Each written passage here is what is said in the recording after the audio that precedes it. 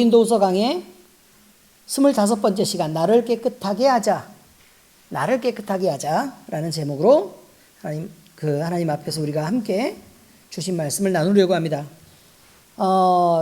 저번 주에 뭘 나눴냐면 교회와 성도들에게, 고린도 교회와 성도들에게 전하는 말씀으로 교회 안에서는 형제와 서로 화목하자, 서로 용납하자라는 말을 했는데, 바로 저번 주에는 그러면 믿지 않는 자들과는 어떻게 해야 될 것인가? 믿지 않는 자들과는 멍에를 함께 매지 말라. 그런데 이것은 단절을 의미하거나 분리를 의미하는 것은 아니다.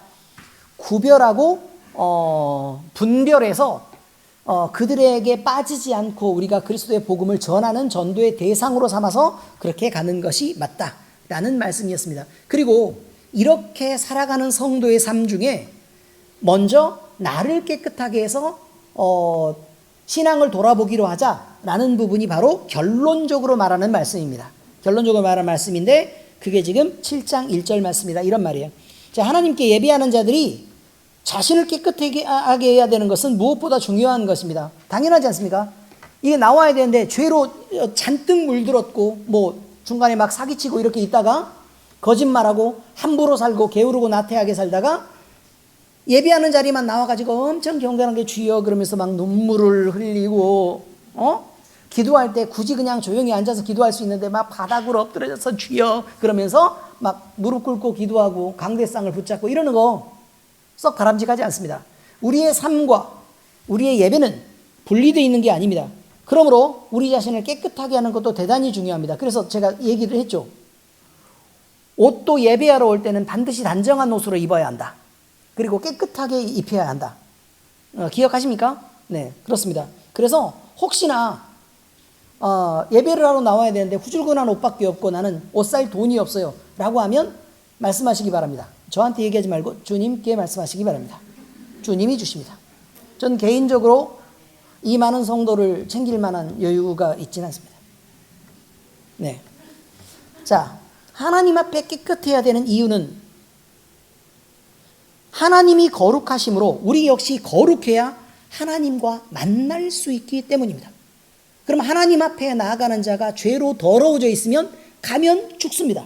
그러니까 당연히 깨끗하게 해야 된다 이런 말이에요. 출애굽기에 40장 12절에서 13절 예배하는 자, 다시 말해서 구약의 예배를 드리고 하나님 앞에 나아가는 지파가 어느 지파였어요? 레위 지파입니다. 레위 지파. 그러니까 우리는 모두 다 레위 지파이고 너는 택한 족속이요 왕 같은 제사장이요. 알아요 몰라요? 아시죠? 그러니까 제사장이니까 당연히 우리는 무슨 지파여야 돼요? 영적인 레위 지파입니다. 그래서 레위 지파에게 어떻게 하라 그랬느냐를 한번 살펴보는 것입니다. 자, 출애굽기 40장 12절 13절 함께 읽겠습니다. 시작. 너는 또 아론과 그 아들들을 회막문으로 데려다가 물로 씻기고 아론에게 거룩한 옷을 입히고 그에게 기름을 부어 거룩하게 하여 그가 내게 제사장의 직분을 행하게 하라. 이거를 신약적으로 말씀드릴 테니까 잘 보세요.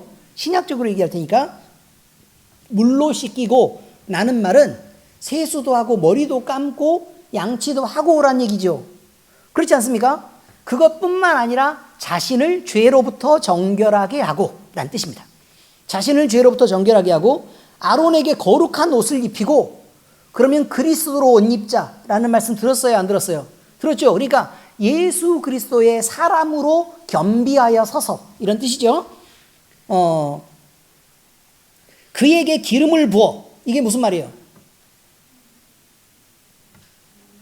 그래, 성령으로 내 안에 하나님이 계신지를 점검해서 성령으로 그리스도로 옷 입고 정결한 모습으로 그가 내게 제사장 직분을 행하게 하라. 예배자로 나아오라. 이런 뜻이에요. 이제 쉽게 이해하셨죠? 네, 그렇습니다.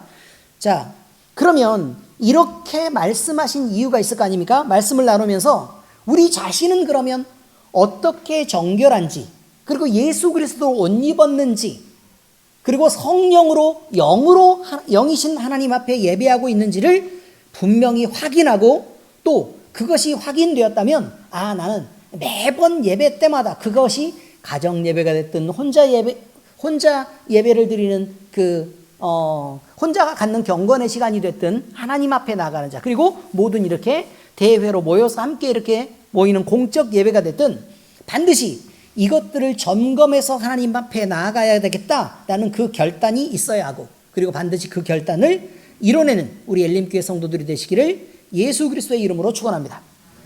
자, 오늘 본문 말씀은 나를 깨끗하게 하자인데, 그런즉 사랑하는 자들아, 이 약속을 가진 우리는 하나님을 두려워하는 가운데서 거룩함을 온전히 이루어 육과 영의 온갖 더러운 것에서 자신을 깨끗하게 하자라고 말합니다. 그러면 거룩함을 온전히 이루어 라는 말은 하나님을 우리 안에 모시고 온전한 품성으로 하나님 앞에 나아가야 되겠다, 이런 말이겠지요. 그죠? 그래서 많은 사람들이 그런 얘기를 해요. 아니, 이제 우리 노회를 하다 보면 그런 말을 했죠. 목사가 되기 이전에 사람이 인격이라도 좀 돼야 되는 거 아니냐. 응? 인격이 저렇게 쓰레기면 무슨 목사를 하겠느냐 라고 얘기하는데, 저는 사실 그 말에 동의를 하겠습니까, 안 하겠습니까? 그러면 또 이렇게 얘기하죠. 이제 우리 입장으로 얘기를 해요. 우리 입장으로 얘기해서 그리스도인이라고 말하기 전에 사람이 먼저 인격이 돼야 되지. 인격이 돼야 되지. 인격도 안 된 사람이 어떻게 그리스도인이라고 얘기를 하면서 다닐 수가 있냐라고 얘기하는 건 맞습니까, 안 맞습니까? 맞아요? 아니, 누구는 다수결로 할까요, 그러면? 다수결로 해서 하나님 앞에 그렇게 보고하면 되죠. 얘는 그렇게 대답했어요 라고 얘기하면 될 거 아닙니까? 성경은 뭐라고 얘기할까요? 이 말에 대해서 성경은 이렇게 말합니다. 왜 그렇게 이런 말을 하면서 착각을 하게 하느냐, 이 말이에요. 사실은 옳은 말은 아닙니다. 왜 이렇게 착각하게 하냐면, 선후의 관계를 정리하면 성령을 받아요.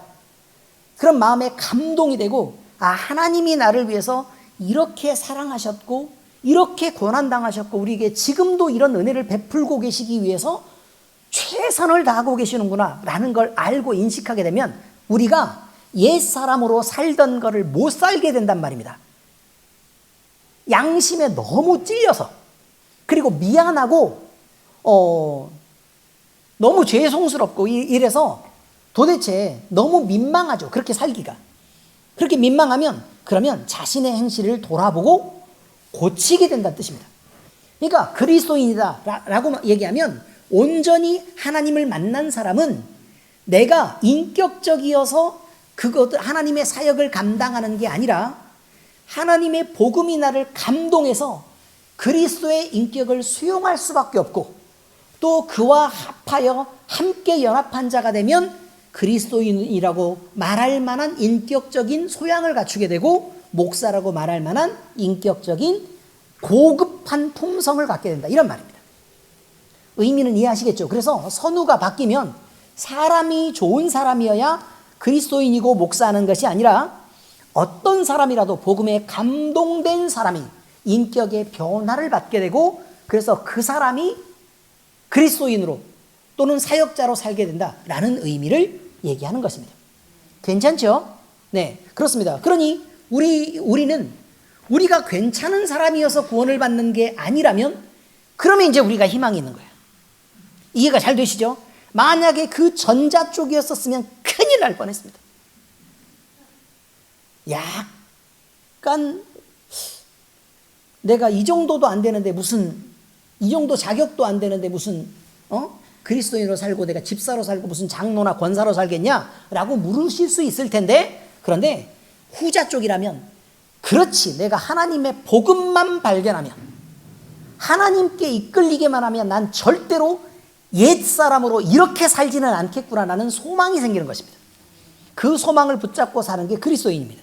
자, 여러분, 오늘 성경 말씀에서 말하고자 하는 내용, 나를 깨끗하게 하자라고 하는 이 말은 우리가 그냥 사람으로서 노력해서 우리 자신을 깨끗하게 하도록 노력해야 된다는 의미라기보다는 지금 방금 전에 제가 드린 말씀을 보면 그리스도의 복음이 나를 감동하게끔 내가 하나님을 찾고 더 찾아야 되는 상황이었던 거구나 라고 알 수 있게 되는 거죠.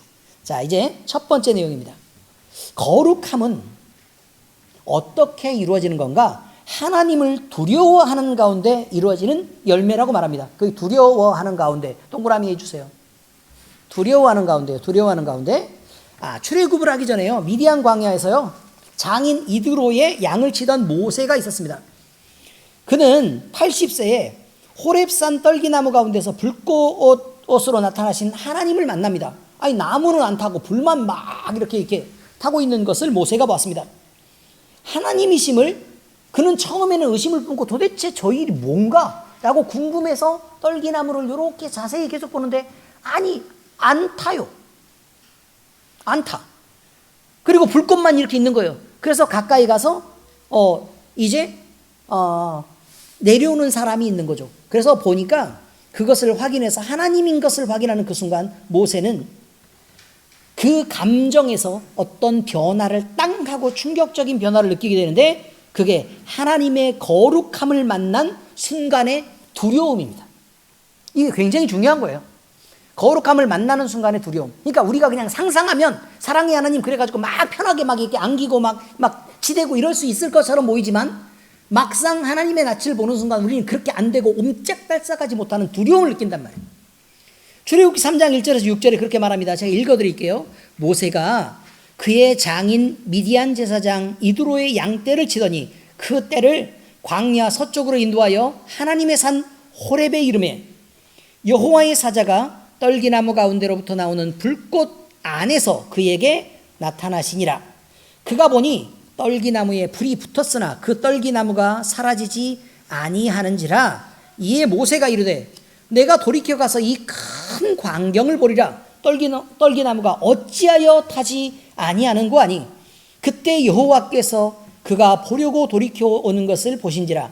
하나님이 떨기나무 가운데서 그를 불러 이르시되 모세야 모세야 하시매 그가 이르되 내가 여기 있나이다. 하나님이 이르시되 이리로 가까이 오지 말라. 내가 선 곳은 거룩한 땅이니 내 발에서 신을 벗으라.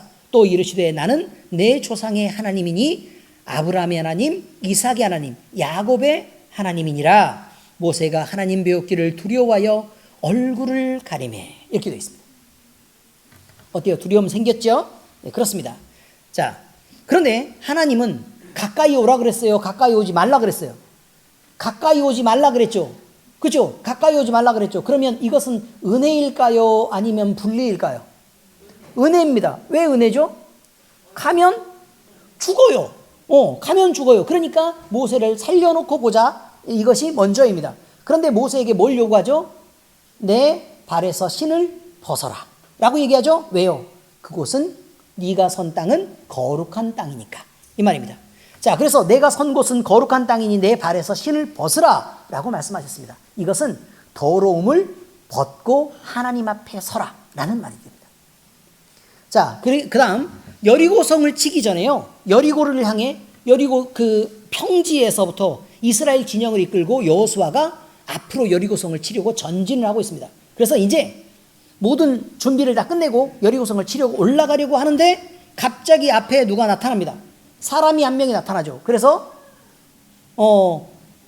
여호수아가 묻습니다. 너는 누구를 위하느냐? 기억나시죠? 그죠?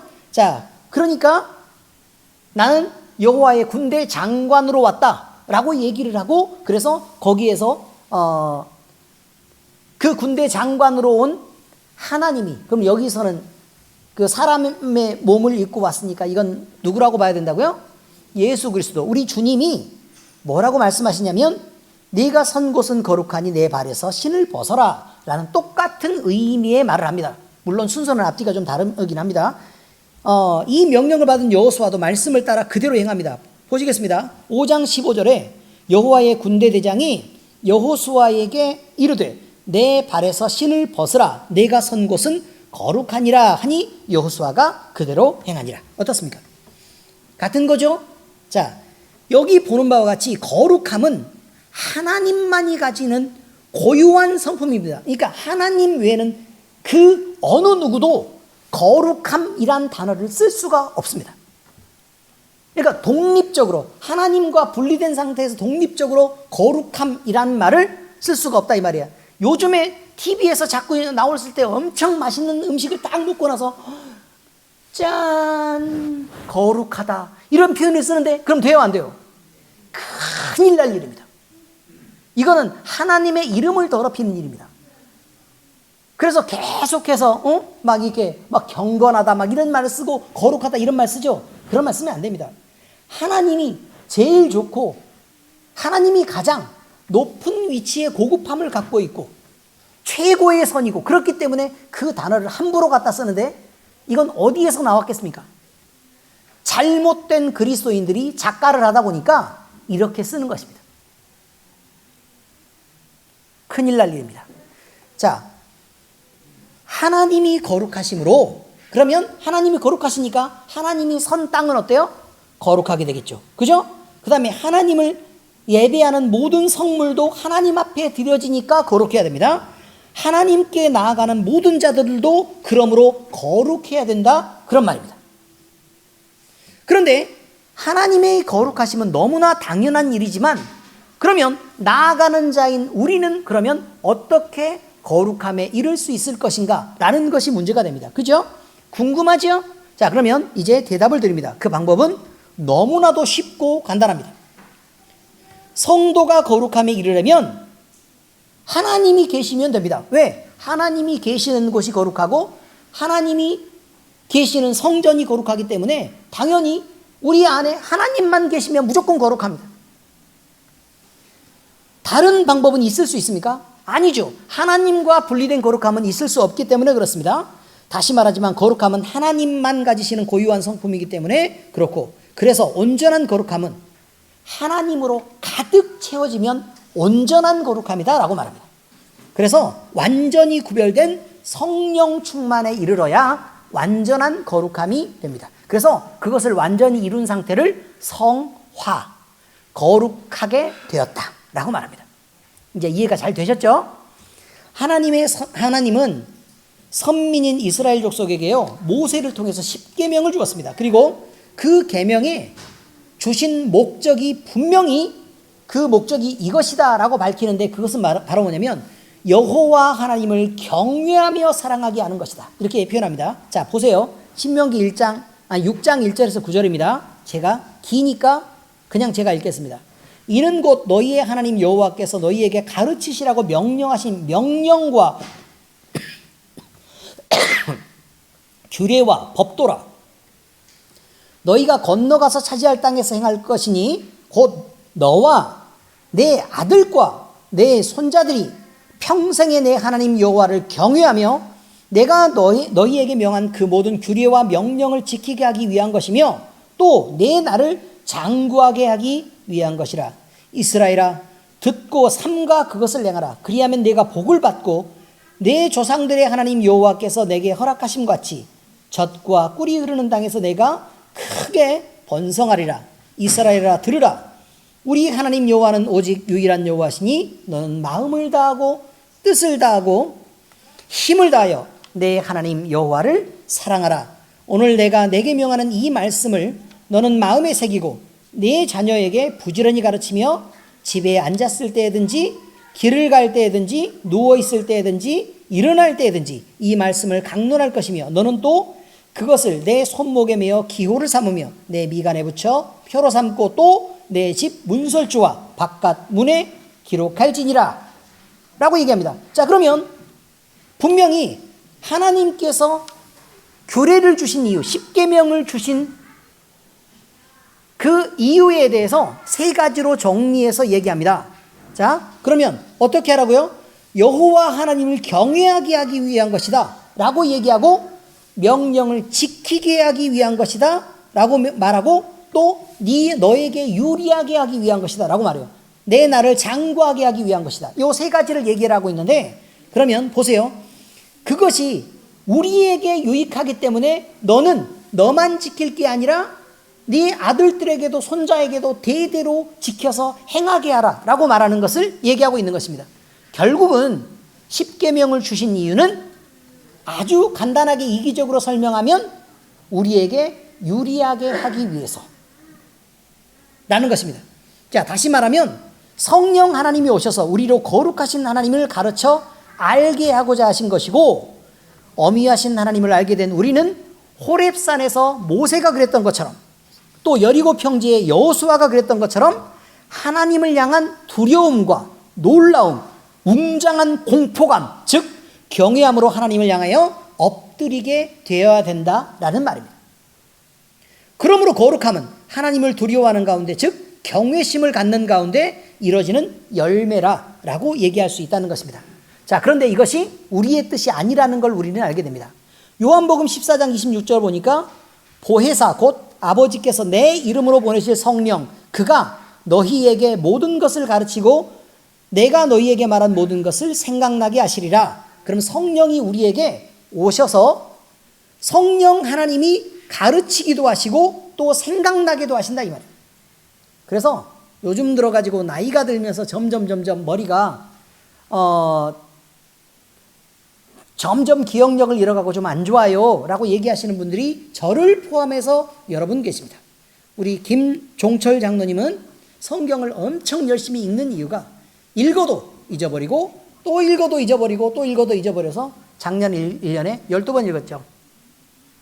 올해도 목표가 12번이시랍니다.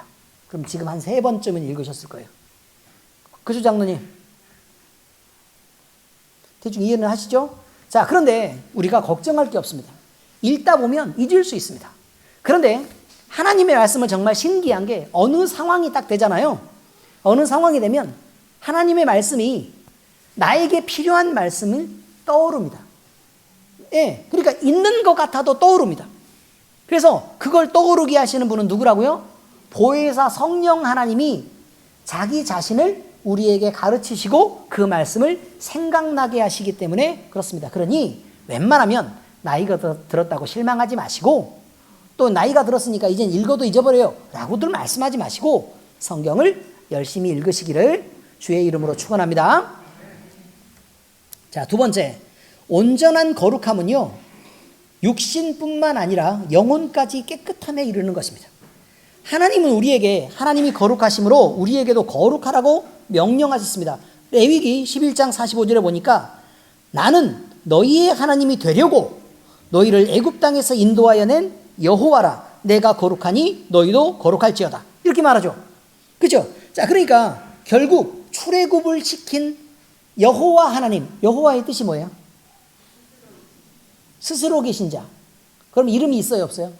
네, 이름이 없어요. 이름이 없다는 뜻이에요. 그러니까 우리가 여호와 하나님이라고 얘기할 때 하나님이라고 부르는 건 하나님을 이 하나님이다라고 우리가 정확하게 알기 위해서 하나님이라고 부르는 거예요. 그런데 여호와 하나님이시기 때문에 그분은 원래부터 이름이 있었다 없었다? 원래부터 이름이 없어요. 왜요? 누가 지어줄 사람이 있어야죠. 원래 계셨는데. 그럼 나중에 그 하나님을 섬기는 자들이 그 하나님을 향해서 여호와 하나님이라고 예배를 드려야 되는데, 그런데 여호와 하나님이라고 얘기하면 여호와 그럼 잘 모르잖아요. 그죠? 잘 모르니까 이분이라고 생각하고 우리는 하나님이라고 부르자. 이렇게 된 거예요. 의미를 이해하셨죠? 그래서요, 우리는 그 하나님을 섬기게 되는 이유가 하나님이 우리를 불러서 우리에게 특별한 은혜를 주신 것인데 그 은혜의 내용이 거기에 나와 있다니까요. 어떻게 하려고 우리를 출애굽을 시켰다고요? 어떻게 하려고 우리를 구원하신 거라고요? 우리 하나님이 되어주시려고요. 우리 하나님이 되어주시려고 그렇게 했다 이 말이에요. 그러니까 우리는 우리 하나님이라고 마음껏 얘기해도 괜찮은 신분이라 이 말이에요. 그래 얼마나 감격적이냐는 거죠. 그래서 하나님의 말씀을 맡아 전하던 사도들도 동일하게 거룩한 자가 되어 거룩한 마음을 품고 거룩한 행실을 보여야 된다라고 계속 강조하고 있는 것입니다. 베드로전서 1장 15절 16절 이거는 같이 읽어보세요. 시작. 오직 너희를 부르신 거룩한 이처럼 너희도 모든 행실에 거룩한 자가 되라. 기록되었을 때 내가 거룩하니 너희도 거룩할지어다 하셨느니라. 이제 이해가 되셨죠? 네, 그렇게 강조하고 있었다 이 말이에요. 자, 이 명령을 받은 우리는 온전한 거룩함을 향해서 나아가야 합니다. 먼저는 영적인 영역에서요, 거룩함을 유지해야 합니다. 우리의 영혼 가득 하나님을 채우고 모든 순간에 온전히 하나님을 느끼며 지켜나가야 합니다. 그러기 위해서는 말씀을 읽어야 하고 기도해야 하며 찬양과 예배로 하나님 가까이에 있어야 합니다. 그리고 이 모든 순간에 하나님이 내 마음 가득 채워지신 것을 늘 느끼고 살아야 합니다. 그렇지 않으면 위험합니다. 혼자 그냥 넋놓고 살게 됩니다. 그렇지 않습니까, 집사님? 그렇죠? 자, 그래서 이렇게 늘 느낄 때 이것이 영혼을 거룩하게 하는 방법이라 이 말이에요. 자, 또한 우리는 영적 영역 외에도 육체적인 영역, 또 삶의 영역에서도 함께 거룩해져야 합니다. 그래서 영적으로만 거룩해서 나는 그리스도인임내 하고, 이 표현 맞죠? 삶을 엉터리로 살아도 좋다는 말이 아닙니다. 날마다 덤비고 다투고 싸우면 됩니까? 안 됩니까? 안 됩니다. 서로 사랑해야 합니다. 남들을 인격적으로 무시하고 자기만 잘난 척하면 됩니까? 안 됩니까? 안 됩니다. 겸손해야 합니다.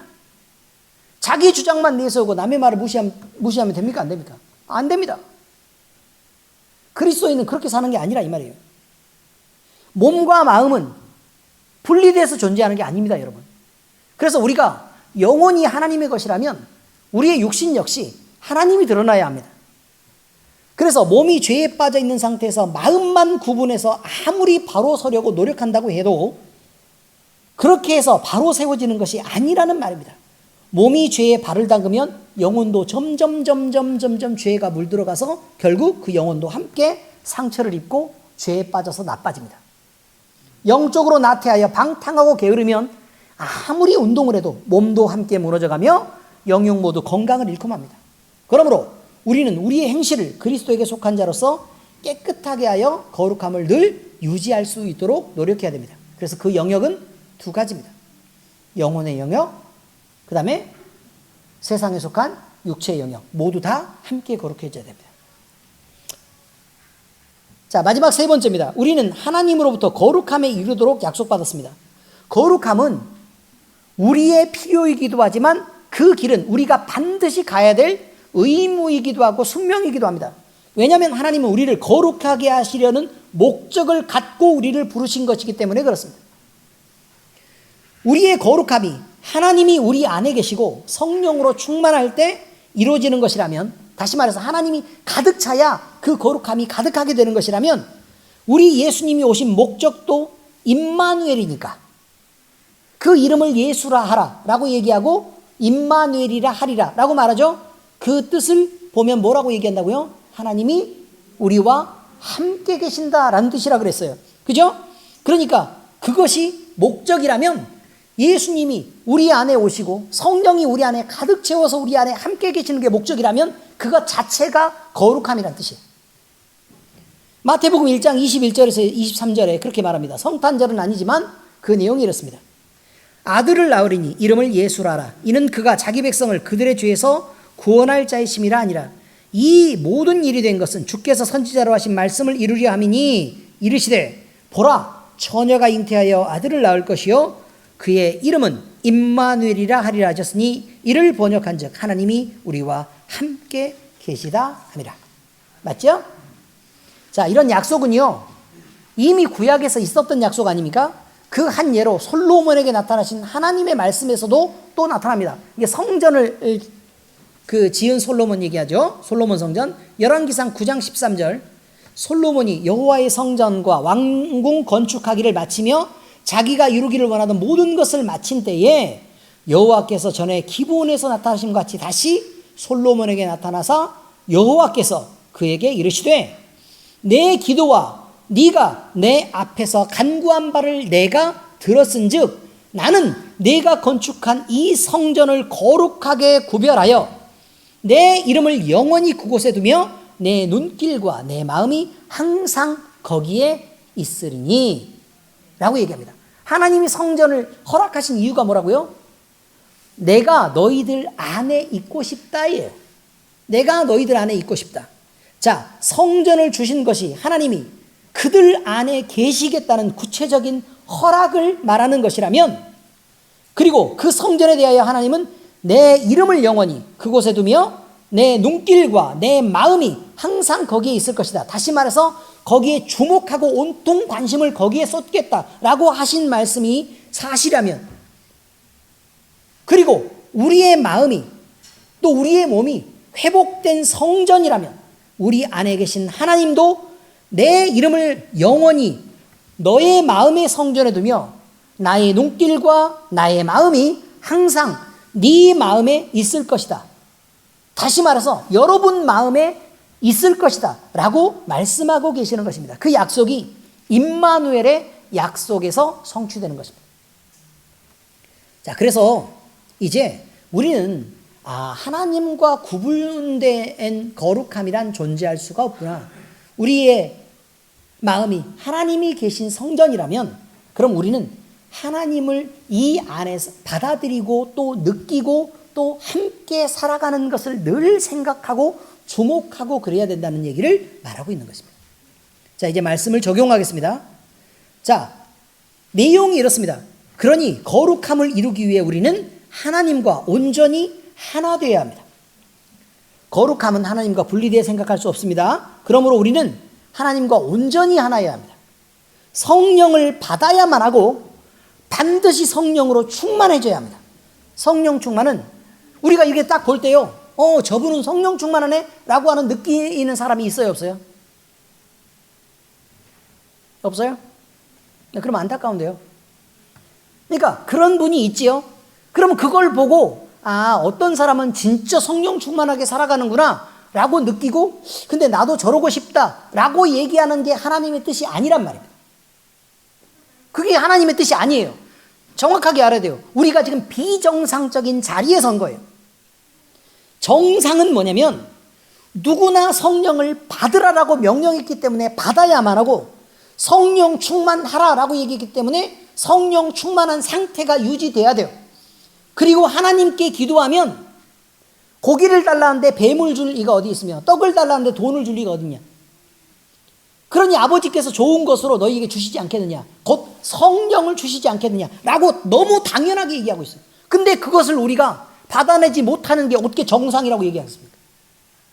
말이 안 되죠. 그거 비정상입니다, 여러분. 성령 충만은 예외 없이 성도에게 요구하고 계시는 하나님의 뜻입니다. 그러니 누구나 성령 받고 성령 충만한 것이 하나님의 뜻이고 정상적인 것입니다. 그렇지 않는 게 비정상적인 것입니다. 그렇지 않는 게 비정상적으로 다리를 이렇게 꺼내가지고 세상에 발을 살짝 이렇게 담궈서 여기에서 마음을 온통 이 다리 살짝 끄트머리에 담근데 온통 마음을 쓰고 신경이 온통 거기에 집중되어 있는 것입니다. 그러므로 성령이 충만하지 않아도 좋다는 생각은 하나님의 뜻을 거스르는 것이므로 대단히 위험한 것이고 절대로 그 상태에 머물러서도 안 되는 것입니다. 누구나 성령 충만해야 합니다. 아멘? 그렇습니다. 하나님은 선지자를 통해 말씀하셨습니다. 그러므로 에스겔 36장 22절 23절입니다. 제가 주보를 안 올려놔가지고 올린다 그랬는데 깜빡 잊어버렸네. 그러므로 너는 이스라엘 족속에게 이르기를 주 여호와께서 이같이 말씀하시기를 이스라엘 족속아 내가 이렇게 행하면 너희를 위함이 아니요 너희가 들어간 그 여러 나라에서 더럽힌 나의 거룩한 이름을 위함이라. 여러 나라 가운데서 더럽혀진 이름 곧 너희가 그들 가운데서 더럽힌 나의 큰 이름을 내가 거룩하게 할지라. 내가 그들의 눈앞에서 너희로 말미암아 나의 거룩함을 나타내리니 내가 여호와인 줄을 여러 사람이 알리라. 주 여호와의 말씀이니라. 자, 이게 무슨 뜻이냐면 이방 나라를 지금 얘기하고 있잖아요. 포로된 이방 나라를 얘기하고 있어요. 자, 고개를 들고 잘 보세요. 지금 세상에 빠져 있는 우리가 이방 나라예요. 이해되셨습니까? 그런데 이 이방 나라에서 어떻게 됐다고요? 하나님의 거룩한 이름이 더러워지고 하나님의 그 거룩한 이름이 그 가치를 인정받지 못하고 있는 그 불명예 속에 있다는 것을 하나님이 불편하게 생각하시고 기분이 나빴다 이 말이에요. 그죠? 그러니까 하나님이 내 이름의 영광을 위해서 내가 이곳을 깨끗하게 해야 되겠다 이 말이에요. 무슨 의미인지 아시겠습니까? 반드시 깨끗하게 해야 되겠다. 그래서 반드시 너를 깨끗하게 해서 여호와인 줄을 알게 하겠다. 누구에게? 다른 사람들에게. 자, 이게 무슨 말이냐면 여러분 들어보세요. 우리 안에 예수 그리스도가 있고 하나님의 말씀의 명령대로 성령을 받고 이렇게 있으면 이 몸속에 더러워진 여러 가지들을 하나님이 남겨두시겠다, 그렇지 않겠다. 절대로 그렇지 않겠다, 그 말이에요. 이것은 너를 위한 게 아니라 내 이름이 거룩하기 때문에 그 거룩한 이름의 영광을 위해서 너를 회복시키지 않을 수가 없다, 이렇게 말하는 거예요. 그러니 우리 안에 예수 그리스도의 이름을 갖고 있으면 하나님이 나를 거룩하게 하시려고 하는 거구나 라는 걸 알게 돼요. 그런데 예수 그리스도의 이름을 갖고 있는 걸 부끄러워해서 자꾸 밀어내고 사람들에게 감추고 이렇게 하잖아요. 그죠? 그러면 하나님이 그 일을 안 하고 멈춰 계신단 말이에요. 창피해서.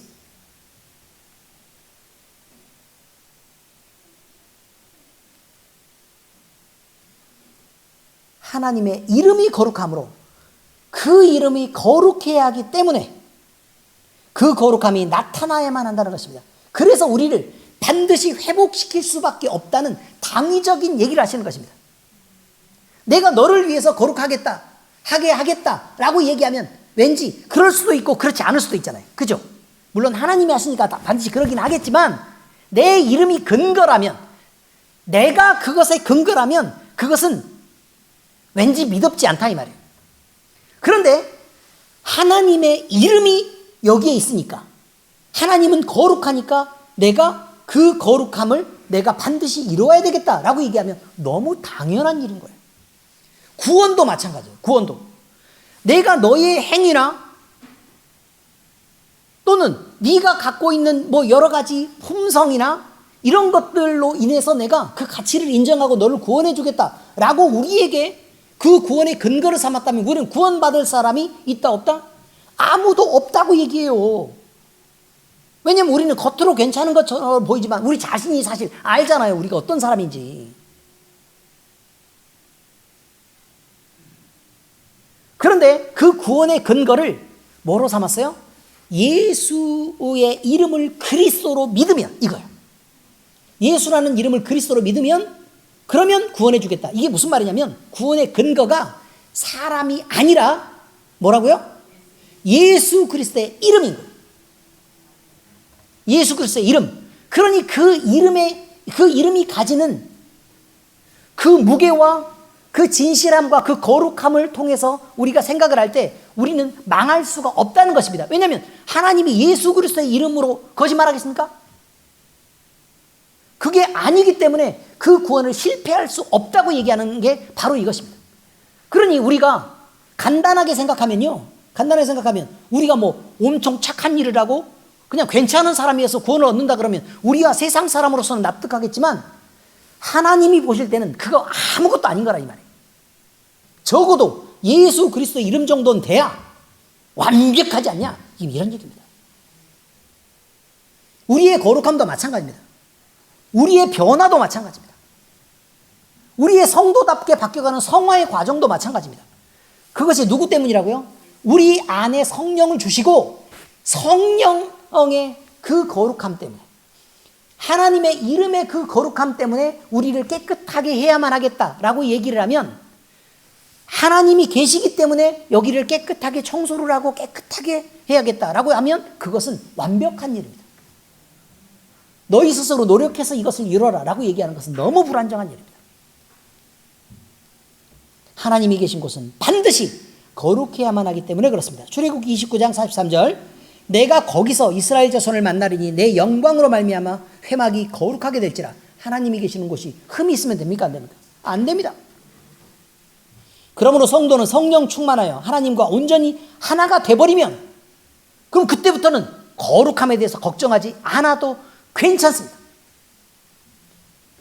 자, 이제 마지막 내용입니다. 자신을 살펴 육과 영의 온갖 더러운 것으로부터 깨끗해져야 합니다. 오늘 제목처럼 자신을 깨끗하게 하자. 에스겔을 보면 녹슨 가마로 표현되는 이스라엘이 등장합니다.